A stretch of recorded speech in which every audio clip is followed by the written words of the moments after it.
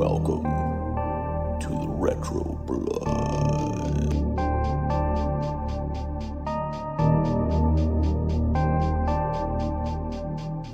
Welcome back, everybody, to the Retro Blood as we continue our month-long discussion of bad policeman in 1980s horror movies.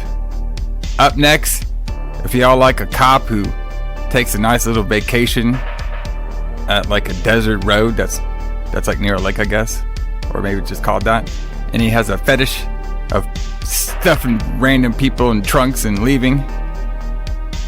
And if you like short movies too, and this will be the review for you, because the Retro Blood is talking all about China Lake. J. Allison, James Klein, what's happening, Allison? Hey, what's up, man? It's good to be back for third week of Bad Cop Month. This has to be better than last week, right? So, that's funny that you brought that up. Because, funny that you mentioned that. This whole movie, this 35-minute, short, can you even call it a movie? It's a short film. It's a short film. Because you got, a movie has to be at least an hour long, if I got that correctly, right? Well, a feature, I think, has to be an hour long, yeah. Okay. So this but it's just like the short films that you make. You make short films all the time. That's true. So this whole 35-minute short film, the whole thing was way better than Psycho Cop. The whole thing. Yeah. It was like it had more story in 35 minutes than Psycho Cop had in an hour and a half. Can you believe that shit? I was like, what? Okay, first of all, the cop guy, okay, what was his name? Bentley or something? Let me get my notes. Yeah, Donnelly. I have to look that up now. Yeah, Donnelly. This guy was way more creepier in this 35 minutes than the whole hour and whatever half that Psycho Cop, that stupid fucking guy was in the whole film. I was like, see, this is how you do it.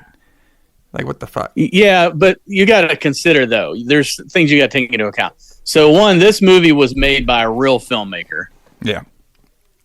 It was also Charles Napier, who plays Donnelly, is a real actor. Yeah.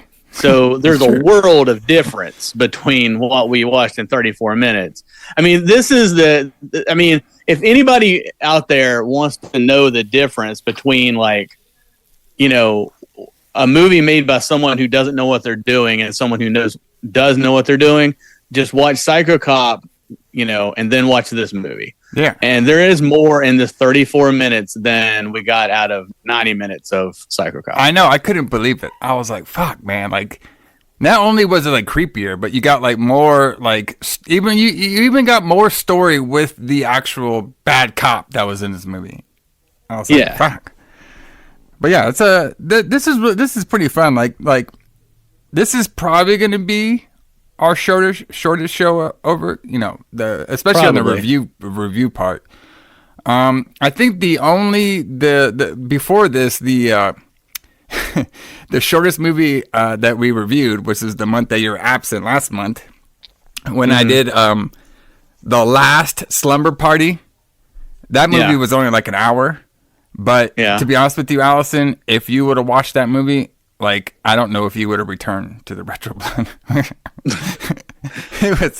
It was something else. Okay. I would have had to go solo on another show. Fuck, bro. That movie, you would have been all right, I checked out. I might check out. But no. It actually was almost even worse than Psycho Cop.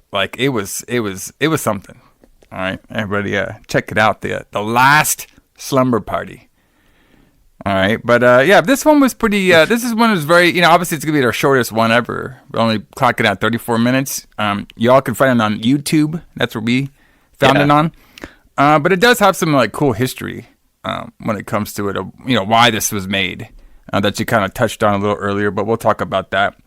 But like every Retro Blood, let's talk about what was happening in the world of the pro wrestling and the metal music.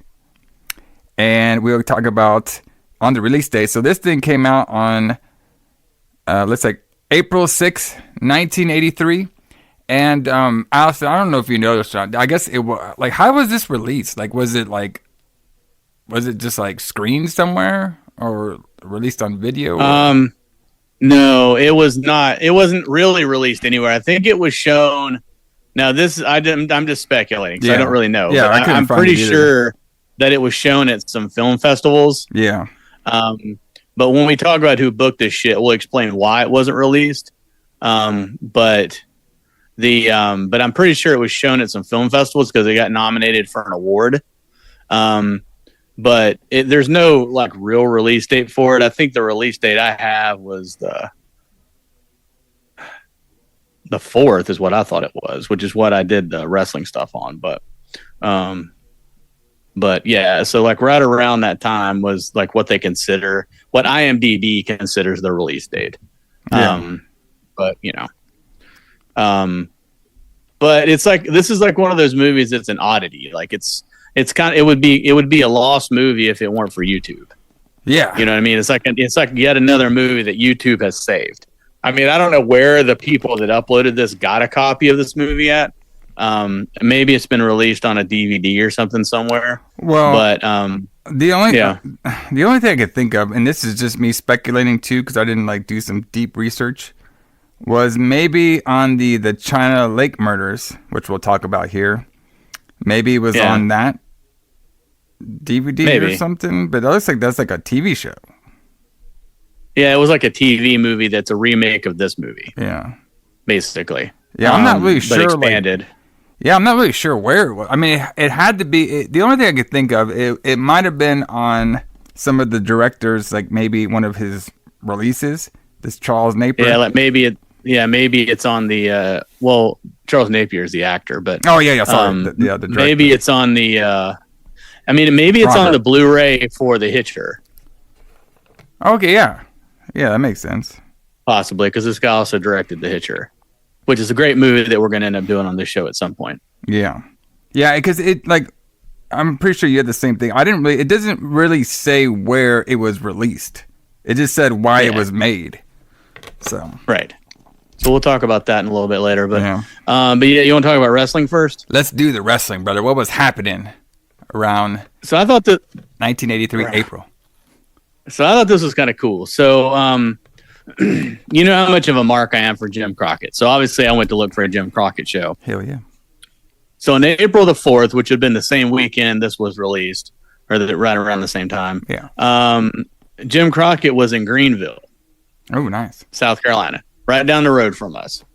So at the Memorial Auditorium, which is not there anymore, they built the arena that we saw Collision at. Remember when we went to see Collision down there? Yeah. Yeah, so that arena was built in the parking lot of where the Memorial Auditorium was. Oh, interesting. So it's in the same spot, but the auditorium was much smaller. I think it held 8,000 seats. It looked more like the arena that Asheville has. But anyway, so Jim Crockett was there that night. I'm assuming this was a house show. Although when you hear some of the card, well, no, this is probably a house show. But anyway, from what I can find, it had 5 matches. And the first match was Masa Fuchi, who I'm not sure who that is. Obviously, he's a Japanese wrestler, but I'm not sure who that is. And he took on Mike Davis. Oh, okay. Mike Davis, brother. Yeah. Do you have any Mike Davis stories? You know what? I do. You know what I mean? My boy, awesome. Yes, my main man, Mike Davis. You know, he is known for the deadly sleeper hold. Is he? Yes. Okay. And he probably jobbed a good amount. So, actually, I have no idea who the fuck Mike Davis is. But it sounds like Mike Davis. That was a good improv though. Mike Davis was one half of the Rock and Roll RPMs with Tommy Lane, but he's probably better known to us as a member of Kevin Sullivan's Army of Darkness because he went to Florida and became part of that faction. Was he one of the people that raised up from the lake? I don't know. Probably. That'd be awesome. I don't have that much detailed information about him, but But yeah, and then he also became a jobber for the WWF later on. See, I was right about something. You were right about something. Yeah, he did end up losing a lot. And then he actually he died in 2001 at 45 years old, which is kind of young. So anyway, so that was the first match. That was Fuji versus Mike Davis. Second match, the Great Kabuki, which is kind of cool that we got the Great Kabuki in Greenville. Yeah. Versus Jim Nelson. Okay. Jim Nelson. Jim Nelson stories? Fuck. No, he sounds like he would. First of all, he sounds like he would love Leonard Skinner. That's for sure. Okay. He probably did, man. Everybody loved Leonard Skinner back then. I love Leonard Skinner now. Did he or did he not come out with the Confederate flag? No, he did not. Well, okay. I don't know if he did at this time. He probably did not. Okay. But he is better known probably to us under his World Wrestling Federation ring name of Boris Zukov. Oh, Zukov. Oh, really? Interesting. So he was Boris Zukov later on, but he was Private Jim Nelson for Jim Crockett, okay. Which I assume is like a military gimmick, but I don't really know. Yeah, I mean, it sounds like it, I guess. I have no idea who won or lost any of these matches because Cage Match doesn't tell me. I mean, I'm just going to assume the Kabuki won. I'm gonna assume Kabuki won because he was hot during this time, man. Like he was one of the biggest Asian stars, at this particular time. Like he was it.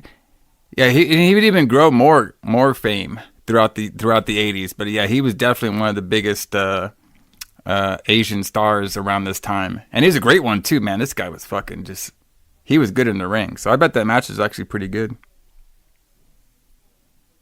So he was definitely the biggest, what they would call at the time, Oriental heels. Yes.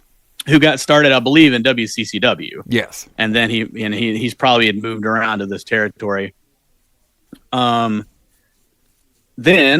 our next match. So the show, this is a well-built show. It progressively gets better. Yeah. So your next match on the card, Jake Roberts.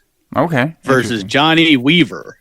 Okay, Weaver. So I think that's really weird because I know Johnny Weaver as a commentary guy or an interviewer. Yeah. For Jim Crockett, like in the 85, 86, 87 era.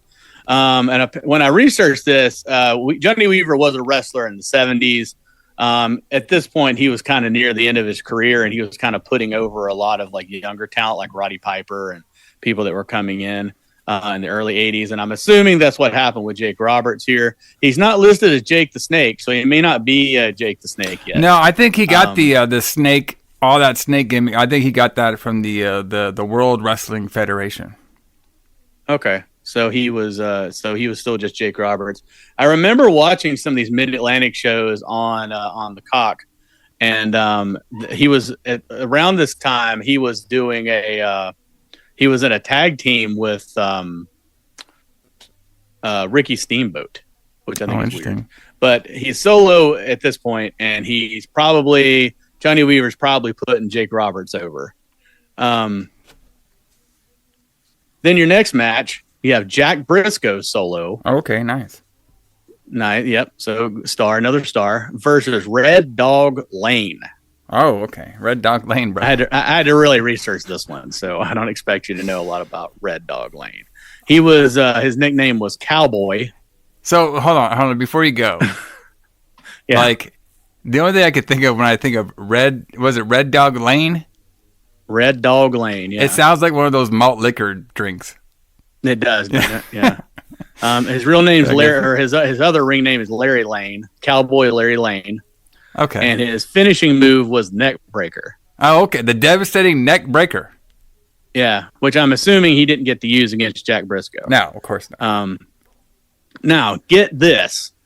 So this is your main event in Greenville in 1983 on April the 4th. So you had a 6-man tag match. Okay, nice. On one side of that tag match, you have Greg Valentine, the one-man gang, and Sir Oliver Humperdinck versus Bugsy McGraw, Jimmy Valiant, and Andre the Giant. Oh shit! Okay, let's go. I mean, that was worth whatever people paid to get into that. That was worth it just to see that match. Wow, that's a good. I mean, you got hell yeah, it is. You got the One Man Gang and Greg Valentine, and then you get to see Jimmy Valiant and Andre the Giant, plus all those other matches. Yeah, I mean, that's a good card. I mean, it's probably not a real long show, but that was a good card for Greenville. Yeah, I mean, like especially like, I mean, anytime you get Andre, I'm pretty sure, the place was sold out. I mean, we can speculate it, but I'm pretty sure, like, usually when you have Andre on your card, just because of the whole, vision of him and the whole aura of him, he usually would sell out a lot of, like, a lot of these kind of markets.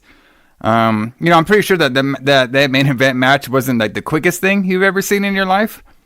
No. But that is a pretty cool card, because not only did you get, obviously a big mega star at the time, Andre the Giant, but you also got some good up and comers like Jake the Snake and the Great Kabuki. I mean, so you got some big growing stars at this time. Wow, that is pretty interesting. You know what I mean? It's always like it's always, most people, when they think of Andre the Giant, they probably think his WWF run with Hulk Hogan. Yeah. Because that would basically happen like 3 years later, But basically, like 3 years later. But it is interesting to think that he actually worked the territory system a lot. Andre did. As a special attraction usually. Yeah, and it's interesting too, because he did work for Vince McMahon's father, because he was also like, Vince McMahon's father used him a lot too as like a big attraction. They actually used the like one of the big attractions they had throughout some of the 70s and early 80s was actually Andre versus Hulk. But then after that, like Andre, he would just go to Japan, and then it's very interesting that he would actually do like a little bit of a sting with Crockett. It's very, very, very interesting. Because I mean, like you kind of had to do, like we've talked about this before, but you kind of had to do that then. You kind of had to go like from territory to territory or wherever you were booked to get paid. Yeah. And you kind of worked all the time. And Andre, it's kind of weird because Andre was probably still long-haired Andre at the time. So he was probably still like in his prime. Not in his prime, but like he was still like, he could still walk and he can move around and do the Andre stuff that he did. But it wouldn't be very long before he would start like debilitating and like, his knees would go bad and he would get to where he could barely walk. But that's probably the end of his top run. Yeah, because that's probably why they were putting him in a lot of those 6-man tags, just to get like his presence on there, so he doesn't have to do too much. Right, exactly. Because his big thing.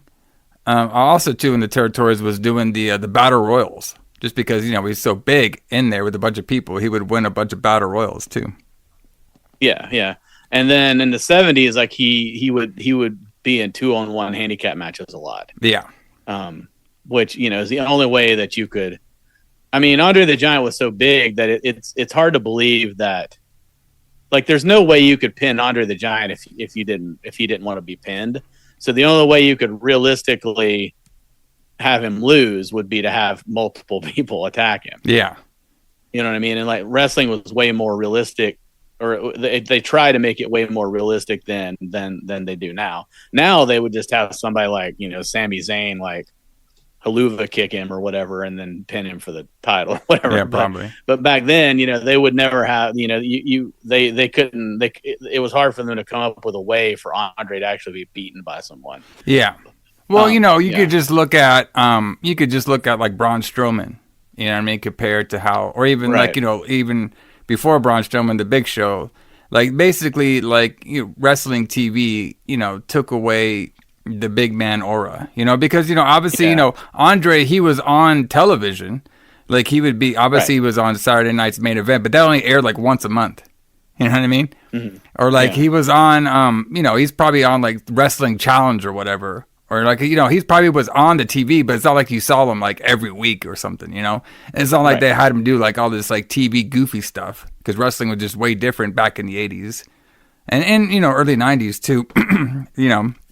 You know, it really wasn't until, you know, like Nitro started going, Raw started going, where you had to like change up the whole format of how you do wrestling TV.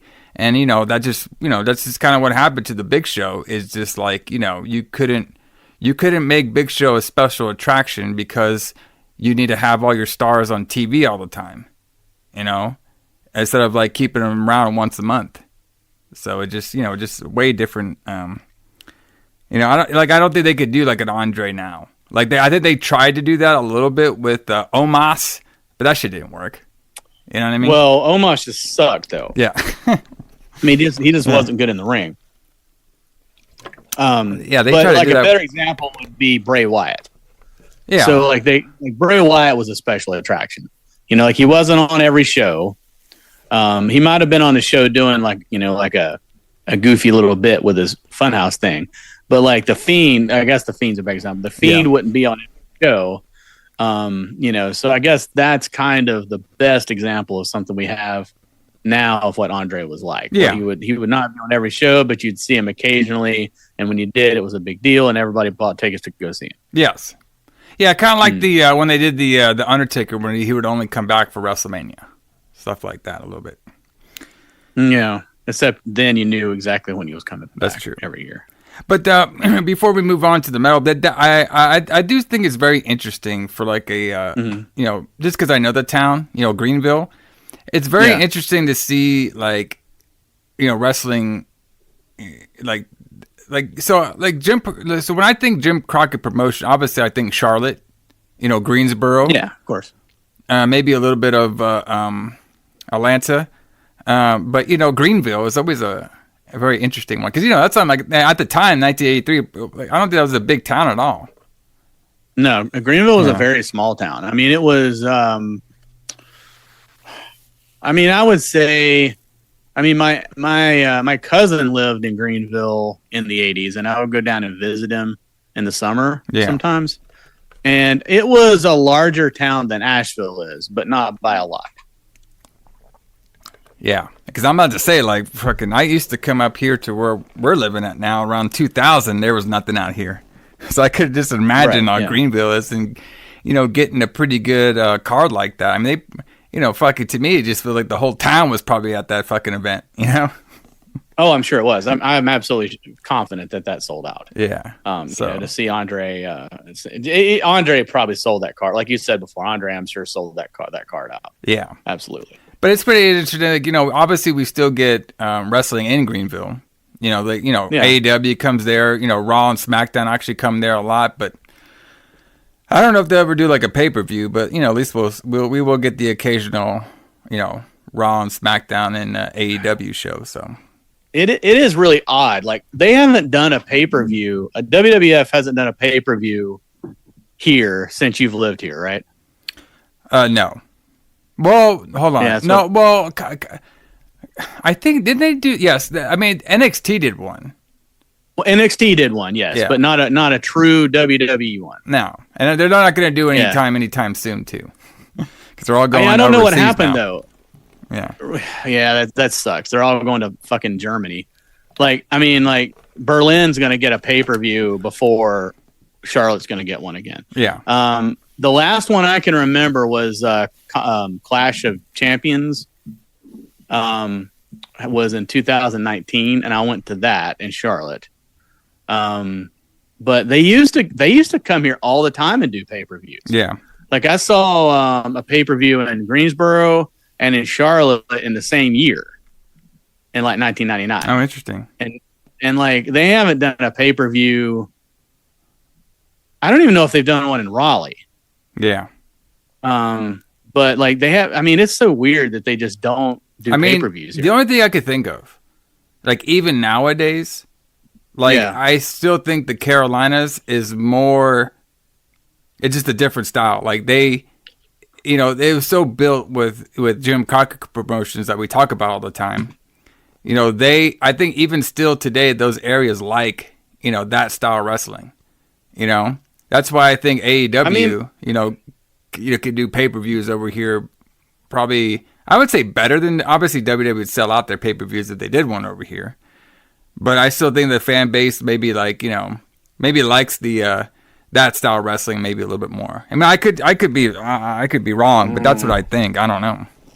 Maybe. I mean, I would say though that most people, wrestling fans that know that would be Jim Crockett fans, they're starting to die out. Yeah. Like I'm probably the youngest person that would remember Jim Crockett. Yeah. And I just kind of barely remember it. Like, you know, like in the heyday of Jim Crockett, I was like 8 or 9 years old. So like, I'm probably like the youngest person that would know anything about that kind of thing. And those people are just starting to die out. And like, you know, like WWE is all most of these people know. You got to consider too, a lot of these people don't even remember the Attitude Era. Yeah. Which is very interesting to me. Yeah. Like, I mean, that's like ancient history now. Yeah. Which is like, you know, I know we're doing long into wrestling, but it is pretty fascinating. It's, you know, it like, you know, I started watching, you know, wrestling like we talked about in 1998. You know what I mean? So like, obviously I started, you know, in the height of the Attitude Era. But, you know, obviously through like tapes, with my studying, I know all about the previous era that I missed, you know, growing up. I know all about that. But it is very interesting. Like, you know, if you talk to some of these new, I mean, I don't mean like newer wrestling fans, but even like maybe like 10 years ago wrestling fan, even if you talk to a 20-year-old, like their old history is like when John Cena was on the rise. Like, it's just so crazy to think about, even to me, because I'm such an old wrestling fan. You know, like, I remember when John Cena started out, and I was still young when he was, you know, I was like God, how much, I was like almost like 20, like 19 or 20 when John Cena was about to be on the rise. Yeah. All right. And it's just very fascinating that, like what you just said, like, you know, a lot of fans, they don't even remember the Attitude Era. They start from Ruthless Aggression, you know? Yeah. They start from later. Or even later, I mean, Ruthless Aggression is 20 years old now. Yeah, it's crazy. Yeah, pretty much. It started in 2002. So yeah, it's about like what? It's like 22 years old. 22 years old now. Yeah. So yeah. You know, like I don't know. It's crazy to think. I mean, time flies. It really does. But yeah, I mean, we started watching wrestling. You know, well, I got back into wrestling. And you started watching wrestling like, you know, 25 years ago. Yeah. Attitude Era is 25 years gone now. Yeah, that's kind of nuts. Yeah, it's pretty fun. Like, you know, it's pretty cool to like think back in my memory. Like, I actually saw like some of those shows live. You know, that's why, like, you know, somebody who saw like that show like that, even that'd be awesome to see and have in your you know, like, what if you're like you went to that show in 1983 and like you're an Attitude Era fan, you could always reminisce like, yeah, I saw Andre the Giant back in Greenville of all places. In 1983, brother. So, pretty cool stuff. I like it. Speaking of cool, Allison, what do we got for the metal music? What are we rocking out in the Trans Am as we hunt down China Lake? As we explore the desert and try not to get locked in the trunk by this crazy cop guy. Don't get locked in the trunk, man. That's especially in the desert. You'll die.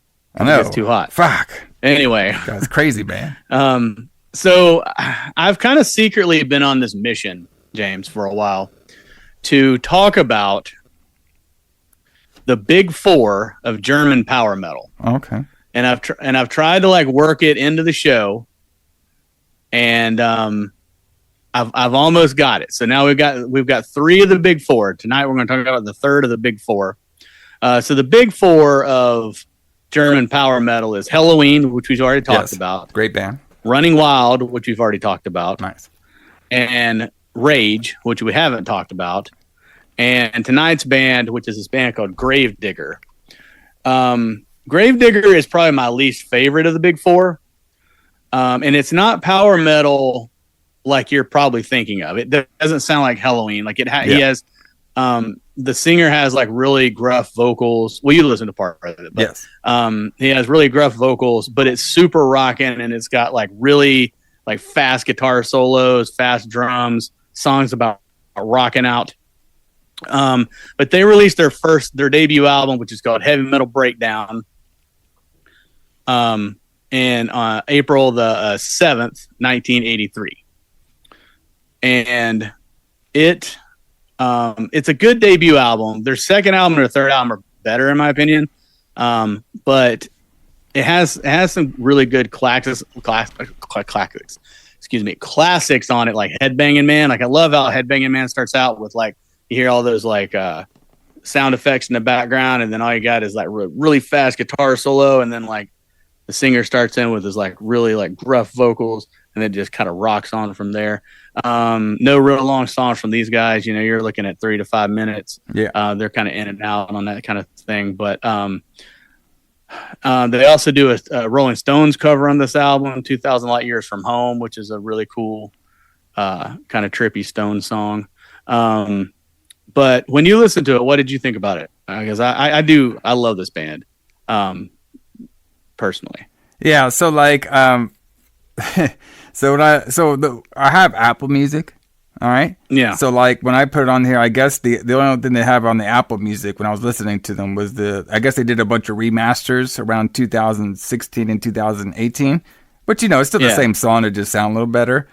But the first song I picked, I think it was Back from War. And like, I was kind of surprised where it starts off like very slow and melodic a little bit. Yeah. So there's a couple of slow songs on it. Yesterday is also a ballad. Yeah. Yeah, it might have been that one. There was one of them. I don't remember which one I picked first, but it was either Back from War or Yesterday that had like this slow part to it. Then it started going on a little rocking. But I think the one I liked the best, because I don't know why, it kind of, I thought I was going to tie into this movie, was Shoot Her Down. Yeah. The guy's like, shoot her down. It's like, fuck. All right. One thing that I really love about this band at this time was at the time, so, you know, as most people know, regardless of what country you're from, if you want to make it in music, you pretty much need to sing in English. But their singer, Chris Boltendahl, like obviously German is his first language, and he had a real kind of a problem writing lyrics in English, which is why we get like in Heavy Metal Breakdown when the first line is "Metal Invasion, that's all what we need," which I think is pretty amazing. But like the first verse of that is "Metal Invasion, that's all what we need. Metal Dominion, that's all what we want. We come to give you rules and principles, what you have to do. We come to shake your hands and legs as fast as we can do," which I think is fucking amazing. That's an amazing verse right there. That's some good old stuff. I mean, it sounds like it was written and then translated by Google Translate. Yeah, pretty much. Maybe, you know what? Maybe he had the 1983 translator with him. You know what maybe I mean? maybe he did. Yeah. Yeah. The only like German. I mean, there could be more that I just don't know about. But like, isn't like Rammstein the only like German band that's like they don't do English, but they're popular? They're probably not the only. Well, popular, probably. Yeah. Which they fit. I think Rammstein kind of fit in a niche. Yeah. In a way, because they're kind of an industrial band, sort of. And a lot of those like goth industrial people like love German shit for some reason. Yeah. And industrial music like EDM and dark wave. Oh yeah, they love like all that shit. Yeah, that stuff's really popular in Germany. But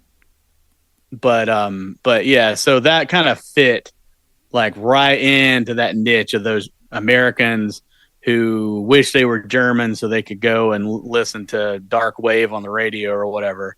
And then Rammstein comes out and they're singing in German, and it's like, oh, that's perfect. Yeah. So yeah, I think that fit perfectly with them. So a little bit about the Gravedigger. I like their album cover. Oh, the one with the cross through the skull. Yeah, that's badass. Like nothing says heavy metal more than that. So they're in outer space. Okay. Yeah. And there's a skull planet, I guess. Yeah. So the back of the skull is also like a planet. I first thought it was like the Death Star. Like right when I looked at it, I was like, "Oh shit, is that the skull with a Death Star?" And then there's some sort of like satellite cross shooting at it. Yeah. I was like, you know what? I can dig flames that. coming out of the planet. You know what I mean? Yeah, I mean 1983. I could see that. This is some. I would. You know what? I would probably pick up this album if I saw that cover in 1983. Oh yeah, definitely. Yeah, and absolutely. That's how you had to sell albums. And the name's cool. Nobody's playing Gravedigger on the radio, but if you go into your record store in the heavy metal section and you see Gravedigger Heavy Metal Breakdown, and you see a skull with a planet coming out of the back of it and a giant cross sticking into it, That's a no-brainer. Yeah. I mean, that's coming home. Oh, yeah, it's coming home. Yeah, brother. We're popping that in. All right. So, Absolutely. And we're going to listen to that in the Trans Am on the way to see Andre the Giant in Greenville. That'd be something. Fuck. Hope we don't go by as long as we don't go by that China Lake Highway, I think we'd be okay. Yeah, we'll be fine. As long as we stay away from China Lake, we'll be absolutely fine. So yeah, too cool stuff happening around this movie. I like it. Absolutely. So now let's get into the who booked this shit. Who booked this shit? So it looks like the director. All right, so it was also written by him too, Robert Harmon, which you were saying he did the 1986 horror film The Hitcher. Yep. So yeah, we'll definitely do that on there. That seems like a pretty fun one. Hitcher's great. So as soon as I started watching this movie, I was like, oh yeah, this guy directed The Hitcher, because it feels exactly the same. Oh, okay. I mean, it's a different story, but like when you're watching it, you're like, okay, yeah, this guy directed The Hitcher. You can just tell. Yeah, it looks like he also did some Blue Bloods TV show. Yeah, he directed Nowhere to Run with Jean-Claude Van Damme, which is a great movie. It's a good Jean-Claude Van Damme movie. Yeah, Betty. And he also directed this movie called They, which I actually watched the other day. Not as good as The Hitcher, but it's good to see he's still making horror movies, though. So it looks like he was also nominated twice for a Directors Guild of America award in 1997 and 2004. So that's cool. Doesn't say if he won or not, but I guess he was just nominated. But yeah, I mean, like, yeah, he's one. Go ahead. I was gonna say he's one of those people that like started out like, or it seemed from looking at his career, it looked like he's one of those people that started out as like a I'm gonna make my movies, and these are my movies, and I'm writing these movies, and I'm an artist, and then he somehow turned into okay, give me a job directing something, because he directed all those Jesse Stone episodes, and he directed Blue Bloods episodes, and Gotti, and like whatever they would give him. Like, not to say that those things aren't good, but there's a world of difference between directing like Blue Bloods and episodes and then The Hitcher. Yeah. You know what I mean? But yeah. So, it's just one of those things. It's pretty cool how this like short story came to be. So basically it was Robert, he basically funded the whole movie personally. Yeah. And he, promoted it himself too. And basically, like you were kind of saying, he did this to show Hollywood or producers that he could actually direct films. That he can make a movie. Yeah. And I mean, to be honest, fuck, that's a good, this is actually a pretty nice piece for a 35-minute short, resume piece, Yeah. Like I was like, wow, that's like we were saying, like this short story had more story in it than Psycho Cop. Okay. Yeah. So absolutely. And I'm wondering if I was going to say real quick, I'm wondering if he was friends with these people that were in it. Like, I mean, Charles Napier is a famous actor. In 1983, he was a famous actor. Yeah. Not super famous, but he was somebody that would not have been cheap. So, I mean, I'm just wondering if he did it as a favor. And also William Sanderson is in this before he got famous. And Mickey Jones. So it's got some known actors in it. Yeah. Yeah. The Napier, Charles and stuff, like like you're saying, like he was kind of like a character actor, before he even was on this short film. And it's cool to see, after this, especially the 90s, he actually was on Silence of the Lambs. That's pretty cool. Yeah. Yep. And I believe he was also on Austin Powers International Man of Mystery. All right. He played Commander Gilmore. Hell yeah.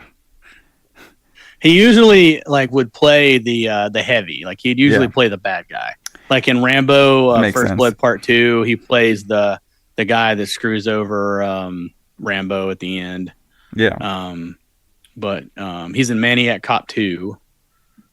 But yeah, he's done he's done a lot of like small parts in a movie, like small parts that have lines, like a supporting part, I guess you'd say. Yeah. And that's pretty cool. Like here he plays. Well, I was saying that's pretty cool. Like, like you were talking about him on Rambo when he played the Marshal Murdoch, he did that like 2 years after he did this. Cause that came out in 1985. And that's a big movie, man. Rambo, that shit was hot during the 80s, brother. That was, oh, hell yeah. That was like the biggest movie probably of the year, or one of them at least. Yeah. Very interesting. I like it. They also had, I think you're right. I think most of these people that he had on this film, besides maybe some of like the, like the cops at the beginning scene or whatever, he's probably just had those as extras. But the main people he had on here, I'm pretty sure he the only thing I could think of, he either just did his own casting call, okay, but obviously he probably knew some of the bigger guys, obviously Napier, but I think some of the other ones he probably just did a casting call and probably just did it that old way, because I don't see too many of them. Oh, this one's interesting. Check this one out.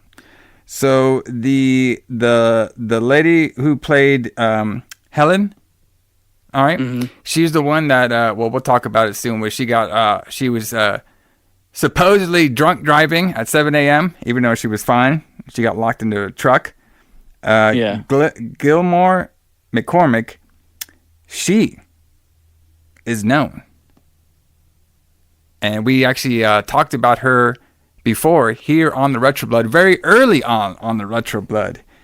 Because she was in the night, so basically she did this, and then she did the 1984 horror film Silent Night, Deadly Night, brother. She was the sister Margaret. Yeah, I forgot that. Yeah, she was in. So she did this, and then she probably did Silent Night, Deadly Night right after this. Wow, playing Sister Margaret. Can you believe it?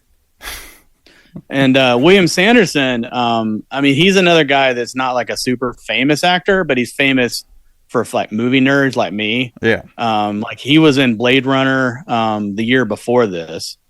He played the Sebastian guy that worked on the robots or the androids or whatever they were. He played that guy, but I know him best as Larry on Newhart, which I don't know if you've ever seen Newhart. It's a sitcom from the 80s.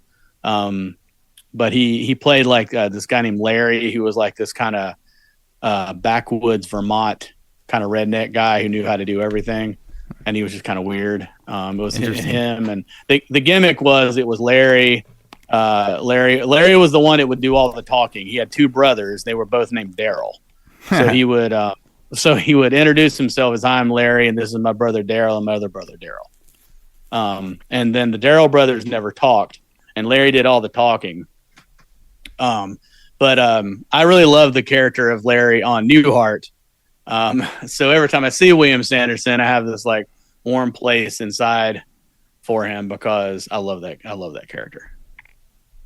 He has a very small part in this though. Yeah, pretty small one. So this apparently in the 90s, in 1990, the film was made into a feature-length made-for-TV movie called The China Lake Murders, which is considered to be a remake of this film rather than an actual sequel. Yeah, I don't know how much faith I have in that, but because it has nothing. Harmon had nothing to do with it. Yeah, he had nothing. It was. It starred Tom Sherrick, and it was directed by Alan Metzer. So yeah, I didn't have a chance to watch this, so I don't know. But I don't know, man. Like, it's a good concept. I could see why they would want to make it into a bigger production, because it actually is the actual movie actually does have a very creepy like concept to it. Yeah, but see, so here's my problem with reading the synopsis of the remake. So for one thing, the remake was written by a different person. Yeah. So like they don't credit Harmon at all. But the synopsis of it says the sheriff of China Lake is confronted with a series of grisly murders that have shocked the small desert town. During the investigation, he befriends a vacationing highway patrolman who is eager to join in the investigation. As facts about the killing surface, the sheriff is forced to put his new friendship to the test, which makes me think that the vacationing sheriff, highway patrolman turns out to be the killer. Yeah. But like that doesn't seem like this movie at all. No. Like the thing that's good about this movie is that you have no idea why he's doing this. He just likes to kill people. Yeah, we get some background. Like apparently he comes out to China Lake every year. Yeah, he does it apparently he does this every year, yes. And he likes I guess he likes that one diner because he goes to that one diner all the time. And the only thing I could think of, we'll talk about it full here in a second. But the only thing I could think of is obviously he's just a narcissist, psychopath. And I think it would be a very creative if wherever he's the police station at, wherever he's a normal cop, is he just straight laced, fine straight laced cop. But then every year when he takes his vacation, it's kind of like The Purge, where he goes on a weeks long vacation of just locking people in fucking trunks at this one lake. And I think that's exactly what it is. Yeah, then he just goes back to being normal. It's fucking he spends his whole year taking as much shit as he can take. Yeah. And then he goes on vacation and he's just I'm gonna fucking kill these people. I mean, I understand that. I can relate to that shit. Yeah. I mean, I can understand that exactly. Very interesting. I could imagine everything that I deal with in a fucking year. Yeah. And then I'm gonna go on vacation somewhere else and I'm just gonna kill a bunch of fucking people that annoy me. Yeah. And then I'm gonna go back to my life. Fucking crazy, man. So let's get into it. I don't think I could do I don't think I can do I usually do a trailer intro, but I don't think this probably doesn't have a trailer. No. I mean, you could literally watch the whole thing on YouTube. It's 35 minutes. I do recommend it though for you all listening out there that haven't seen it. It for a 35-minute short film, it's very there's a lot of story within it. It's actually pretty. Absolutely. It was pretty cool. So let's get into it though. So at the beginning of the film, we basically, get the intro with everything and all the people in there. And it's basically, we're having this cop meeting, the morning briefing, I guess. Yep. And all the cops are just making jokes and stuff. I guess one cop is saying somebody's fucking up.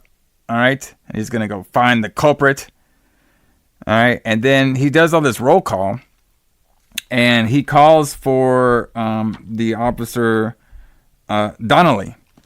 Yeah. And they can't find him. So one of the cops calls and they say, "Oh, Donnelly, he's on vacation." He's like, "Well, why is he on the paper?" Right. I like that. But why is he on the paper then? He's on the sheet. Right, exactly. He's on the sheet. Yeah. So we have a little bit more roll calling. I guess they have to roll call everybody, make sure everybody's there. And then now we get, we're basically in the desert. All right, I guess is China? Is that a real place? China Lake? Maybe? Yeah, China Lake is a real place in California. Gotcha. So it's out near Bakersfield in the desert. Yeah. So have you when you were out in? Did you ever visit there when you're out doing your? No. No. Okay. No, because there's nothing out there. Bakersfield is where Dwight Yoakam is from. It's like the Texas of California, I guess you could say. It's just out in the desert. It's just country music and truckers and locking, there's just nothing out there. And locking people in their trucks. And killer cops. I mean, I'm sure that China Lake is a place that people do go to vacation, but it's not Bakersfield area is not really a destination that you would go to as a tourist for the most part. I don't think. Unless you're Donnelly. Could be wrong. Never been to Bakersfield. So if anybody out there that listens to the show from Bakersfield wants to correct me, please tell me what's great about it. I'll take a visit. But as far as I know, it's not a huge it's a pass through place as you're going to somewhere else mostly. So this motorcycle cop guy, we don't see who Donnelly is, but right when you see this guy on a motorcycle cop driving, you're like, okay, this is probably the Donnelly guy that they were talking about. So then we see a lady, which we find out is Helen, and she was actually in Silent Night, Deadly Night, which is super cool. The cop stops her. Okay, she's in the blue car, asks for the ID registration, everything's fine, and she's asking why did you stop me? He's like, oh, okay, I can see you're from Los Angeles. She's like, yeah, that's what my driver's license says. He's like, where are you really from? She's from. Yeah, where are you from originally? Yeah, originally. She's like, well, I'm from Louisville, Kentucky. And I was like, fuck, I wonder if she knows Jim Cornette. Every time I hear Louisville, Kentucky, that's all I could think is Jim Cornette. That's what you think of as Jim Cornette. Yeah, it's Louisville's most famous resident, maybe. Yeah. For us. For us, yeah. Fans. So and then he's like, oh, I never stopped anybody from Louisville before. He's like, okay. She's like, okay. And he's like, well, she's like, well, okay, well, why did you stop me? He's like, well, I think you're drunk. And she's like, it's 7 a.m. He's like, well, I need you to get out of the car. And she's like, what the fuck? He's like, I got to take this test. You got to take these tests. And I was like, okay, this is getting a little weird. And she eventually gets her out of the car. And like already, this is already better than Psycho Cop. I can't, like this guy is acting like a, like a real cop, basically. He's not just doing a bunch of dumb one-liners. You know what I mean? Right. Like, he's acting like a real cop. And, like, this is, obviously, it's the police, and he's making her do this, even though she's just like, what the fuck, this isn't right. But it's still the police. So that's, like, it's already kind of creepy of what he's basically has his control over her because he's wearing the uniform. Right. So, he makes her do a bunch of tests, do the old walk with your heel on the line, do the nose trick. All right, and then, and he keeps like testing her. She keeps passing these tests and stuff, even though all those tests are basically a joke. Most of the time when they have you out there doing those tests, they're probably just going to arrest you anyway. Yeah, so I actually have a personal story with that. Yeah. So I was in Atlanta in the 90s at some point, and I hadn't had anything to drink, but I had a headlight out. And so I got pulled over by this Atlanta city cop. And basically, he had me get out of the car and do all the bullshit. And I just asked him if I could just like do the blow test, right on the machine. I'm like, can I just do that? And I said, you're wasting my night. But he had me do all the things that he had her do, and I passed all of them, and I still had to blow into the machine. And I passed that. And I'm just like, what the fuck? Like, it was like they were just determined to find something to arrest me for. Oh yeah. But anyway, I digress. That's a different story. I've been down that path, but I got locked up, brother. All right. And I wasn't even drinking that much. No, too much though, apparently. But a good thing I didn't meet Cop Donnelly though, or else I wouldn't be doing this show right now. No. So he basically, the last test he has her do is like do the stand on one foot thing. And she's like barely can keep her balance because she's on heels. And he's like, oh, it's not good enough. So he handcuffs her. All right? Yeah. And I guess his gimmick is he handcuffs these victims. And they don't know what the fuck's going on because, it's a policeman. Like, why the fuck are you handcuffing me? And he doesn't take him back to his police motorcycle. He just puts her in the trunk and locks her in there. Yeah. And he's all like, oh, somebody might come by for you. And then he just leaves. Which fuck. They're not going to. She's going to die in the trunk because it's like 110 degrees. Yeah, out. exactly. And I was just fuck, bro. Like, I was like, man, how could you like escape that? You know what I mean? Like, oh no, it's over. You're just trapped. I'm like, fuck. Like, damn, this guy's not. I mean, he's brutal. Like that. They're already right there is pretty creepy. So he gets on out of there, and we could see that it's like nighttime now. And I thought this part was like, this is the only like, I wouldn't say goofy part, but like very risky part of the movie. So he's at like a gas station. He's trying to get some gas, but I guess nobody's there. Yeah. So he takes his gun and he shoots the lock. That's like literally on the gas right tank. on the gas. I'm like, wait a minute. That could have gone like really wrong, It could have, yeah. So, but he got it out. I'm guessing like back then, I guess you just didn't shut off tanks. You had to lock them when you closed. I guess to keep people from getting gas, but he just shot the lock off and got gas. Yeah, I just shot. But like that's like it's just it's showing you in the first. This is probably like I don't know 7 minutes into the movie, maybe. Yeah. 10 minutes in the movie, maybe, but it's showing you that he's not really a good guy. Yeah, exactly. Yeah, so it's very very interesting.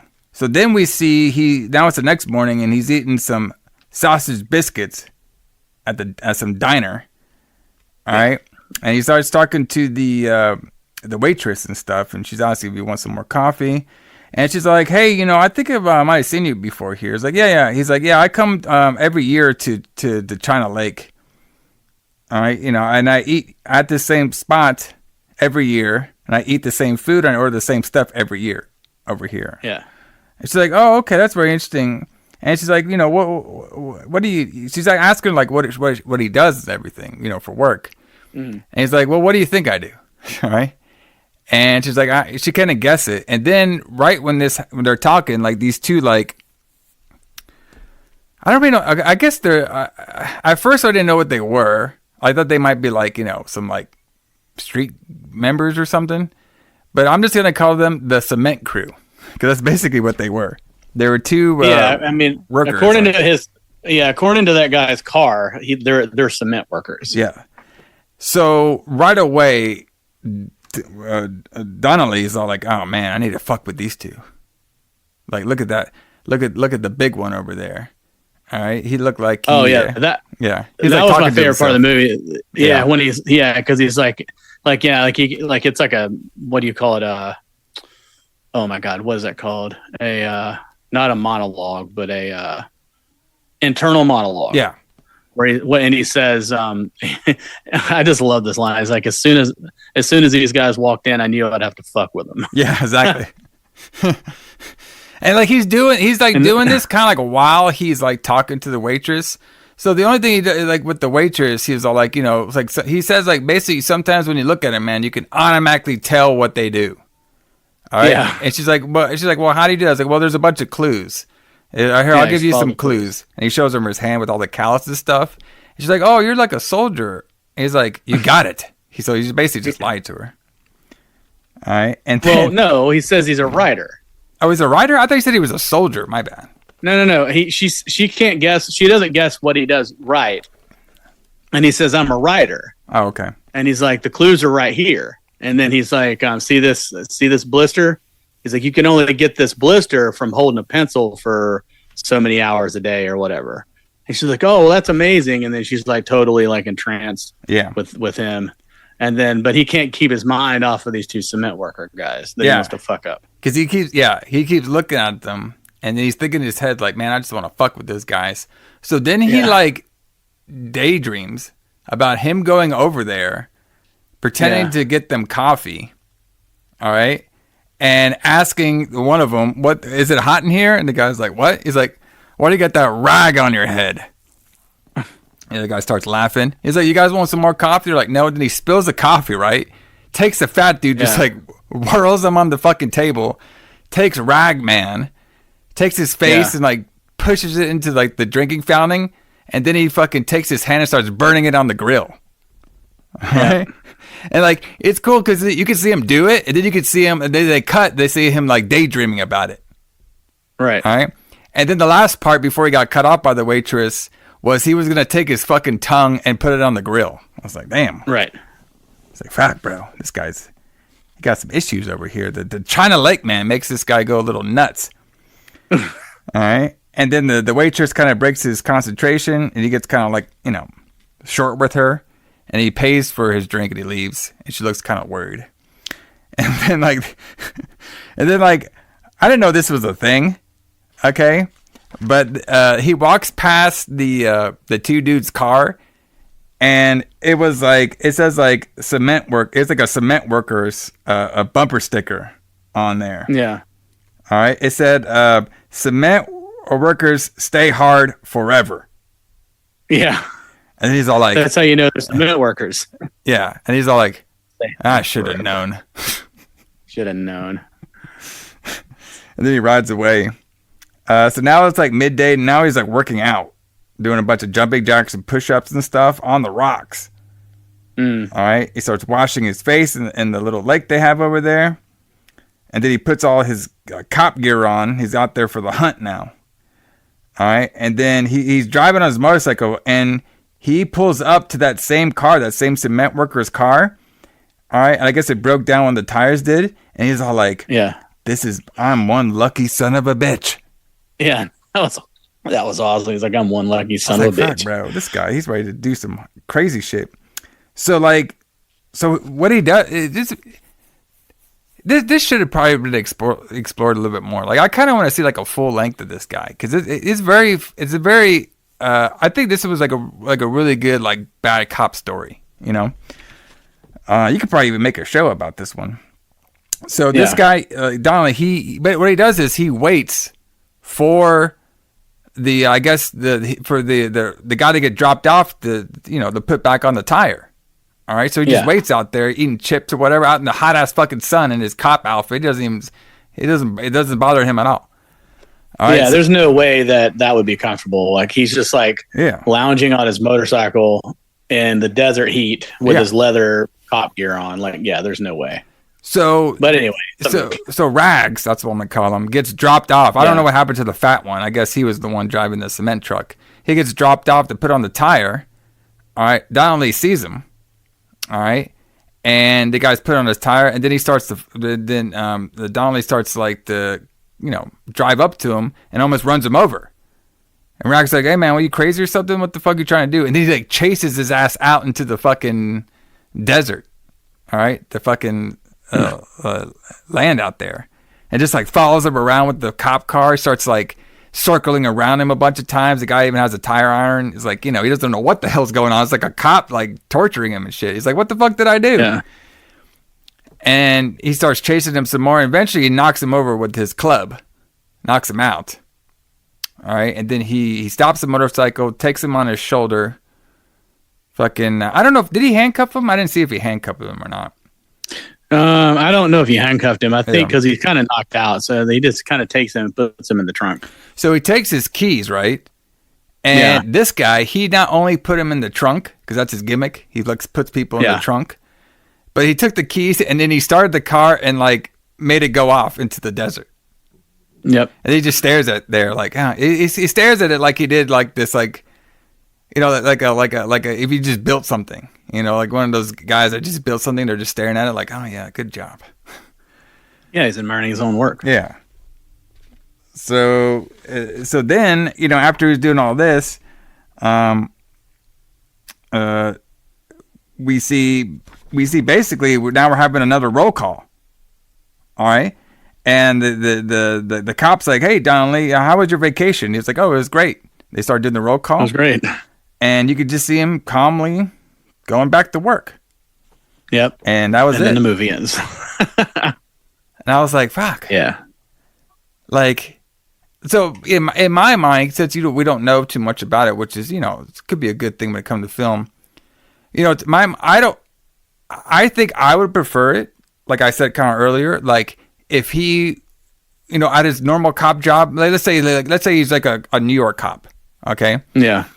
He could probably be the most straight-laced New York cop. That might be a bad example, but you know what I mean. Big city cop. He by the book, doesn't do too many.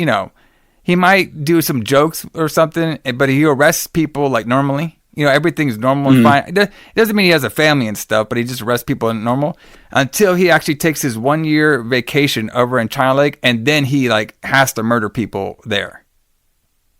In his own like serial killer way of locking people in trunks and doing all that shit. But he only does it once a year. When he's at his normal time, full-time year cop job, he's just a normal dude. When he comes to this China Lake, he's a psycho. Yep. He just works his regular job throughout the year, and when he has taken as much shit as he can take for that year, he goes on vacation to China Lake, murders some people, goes back to work. Some crazy shit, man. Like, when I think of like bad killer cop, I mean, this would probably be the most like one of the most freaky ones, Because like how are you going to catch this guy? You know what I mean? Exactly, because he's doing this out in the middle of nowhere. Yeah. He's out in the middle of nowhere, and then they'll probably never catch him because he's there for one time a year, then he goes back to his job in L.A. and then that's it. The only thing I could think, like, I don't know. I mean, I'm not a policeman, okay? But can you bring, like, your gear? Like, if you're on vacation, you don't have to turn that shit in, like your gun or nothing? No, I mean, they take their guns home. I was more wondering about his motorcycle. That too, yeah. I mean, I know some cops do take their cars home.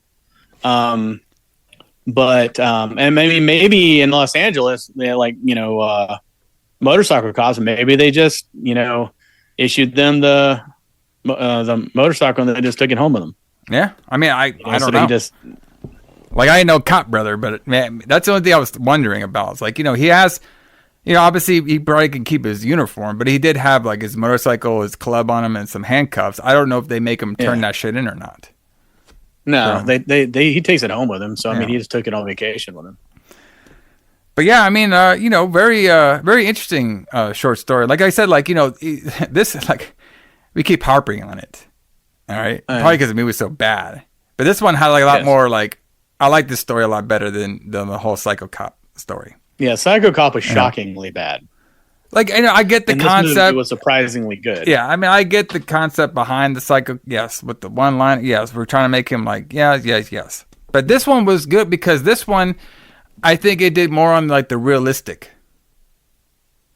format that I like. Well, that's why that was what was so unsettling about it, was that it was so realistic. Exactly. Like I could imagine this happening. Exactly. That's what I'm saying. It probably does happen. People, there are probably people, and there are probably cops that actually do this. That just go on vacation somewhere out in the middle of nowhere, disappear people, and they go back to their job, and they're just normal people. Yeah.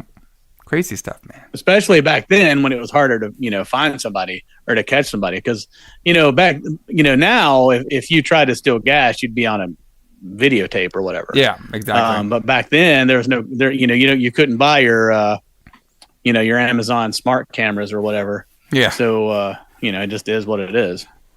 I don't know, man. Like, do you think that place would have Wi-Fi even to this day? But you can get the hardwired cameras, I guess. Maybe. When I was in Death Valley, which is probably more remote than this place is, like, they had Wi-Fi at the ranger station, but that was it. Yeah. So, like, once I got out, or not even Wi-Fi, but like cell phone service. So, like, once I got away from the ranger station, like, it was just good fucking luck. Like, there's no Google Maps or anything like that. So, yeah.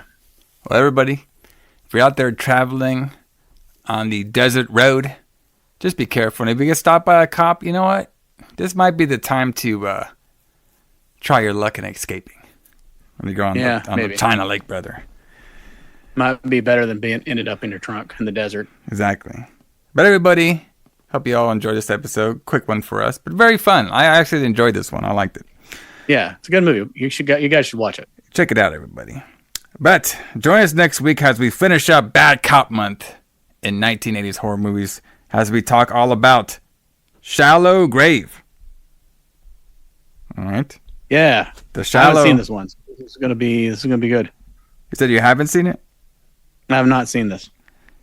Yeah, I haven't seen it either. Hold on. Let's see if I can find it on here. Yeah, it's 1987. Let me see if I can find it on here. Shallow Grave. Okay. Let's see. When four young college girls stumble upon a murder, they find themselves targeted by a killer who will stop at nothing to silence them. Which I hope it's a cop. Because I think when I looked it up before, it said there was a cop on here.